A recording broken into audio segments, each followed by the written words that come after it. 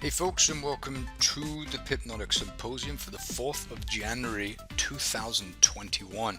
Happy New Year to everybody. I hope everyone made it through with all of their skin and their fingers.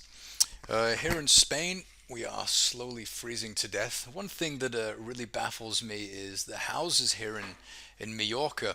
They're not built for the winter. They're built reasonably well for the summertime to keep you slightly cool when it's 42, 3, 4, or as we experienced this past summer, 46 degrees outside. But during the winter time, you struggle. And we have 3 months of cold winter here currently. The temperature is about 2, 3 degrees Celsius outside. I mean, it's cold. And you really have a difficult time heating your houses here. So we're missing the tropics like never before. So we look forward to heading back there at some stage in the not too distant future. But the sun is shining, the birds are singing, and the markets are open. So let's have a quick look at some of the questions that came in. We had a question regarding the use of volume in the algorithm. And the algorithm is not using volume for anything. And this is simply because if you do use volume, that you're going to get different results based on what broker you're using. So if you're using a very small broker, you're going to have very little access to very limited volume. And if you're using a different volume with slightly more, then the results are going to be a little bit different. So currently the algo is not using volume, but I have commented out a piece of code that will add this. So I think eventually I will add this as an option. You can simply select to include it or not to include it. So this is something I'm probably going to roll out within the next couple of months or so. There was another question regarding trading on the smaller time frames. And I'm going to show you something that you can do. I think some of you are aware of this utility that we have at our disposal, but maybe only a handful of you are actually using it. It's called XRay, and it was I wrote it about 5 years ago, and it's been around since then and available since then. And I recently renamed it from Intracandles to XRay because I like the name XRay, because essentially what it's doing is it's showing us what's going on inside candles. And so XRay is the perfect name. So I've attached XRay to this chart right here. And what it's doing here is it's showing me daily candles, 4-hour candles, and hourly candles on the same chart. And I love this. And the reason I love this is because we don't have to go to a different time frame each time to see what each time frame is doing. We can simply focus on the one.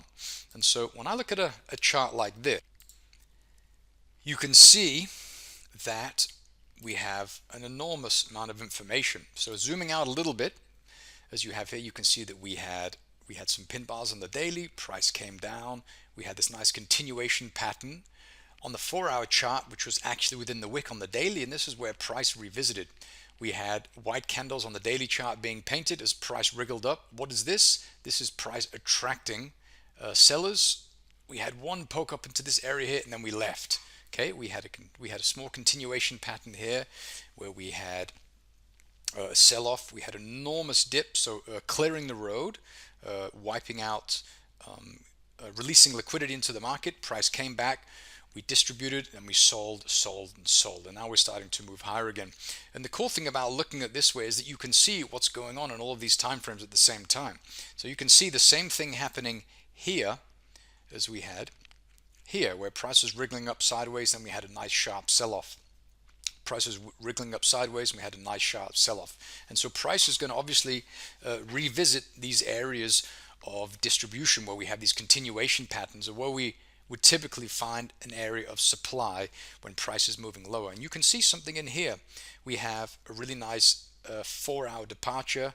We have 8 hours of sideways price movement, or maybe even 4 hours, and then price left once more. And so this is where we would put our little box right here. So we have something like that. So it looks like that.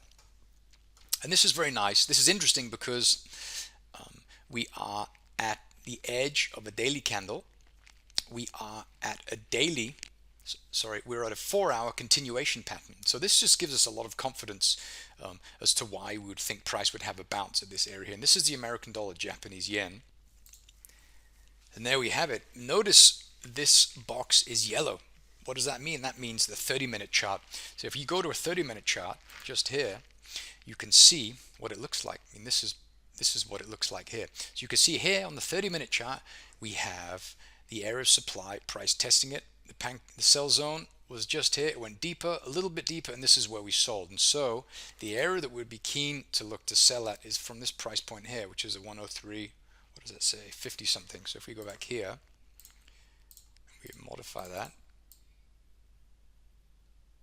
it probably looks something similar to this. Okay, and this is the top. Let me change these objects so that I can click them one time. Objects, select object by single click. Yes, please. There you are. And this is what it looks like. We have the 103.56. So this would be a really nice area where we could expect price to have a bit of a reaction, because this is where price released from on the smaller time frame, just here.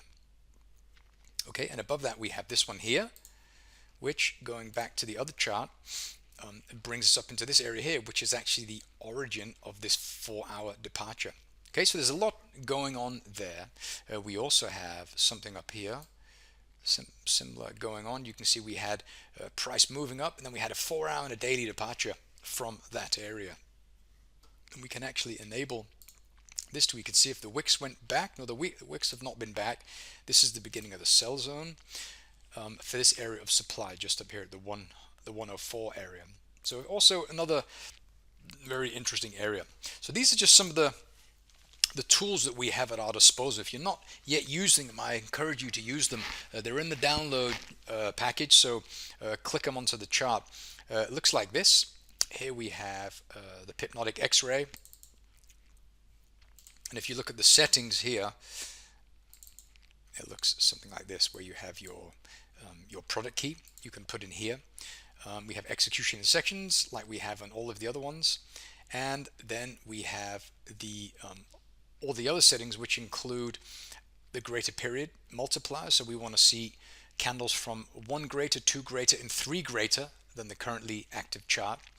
Or yes, that's that setting. And then we have the manual bar count. So let's say you want to look at 100 candles, you can set 100 here, which I'll do. I'll put 200 because 100's not a lot at all, and then that will limit the number of candles that we can see. See, so it goes back 100 candles. This is about where 100 hourly candle stops. Then we have 100 4-hour candles and 100 daily candles. But if you want to stop at, for example, a specific date, then you remove this and you select the date here. So now it's going to draw candles all the way back to from the 1st of January 2020. So you can decide what you want to do, but those are the settings. It's pretty simple and straightforward. And if you haven't yet used it, I encourage you to do so. Okay, let's have a look at some other things that are looking quite interesting. Crypto is really looking interesting at the moment. There's currently a ruling, rather there's a court case going on with Ripple. So the SEC has sued Ripple because there's a lot of unclarity as to whether or not Ripple is a currency or a security.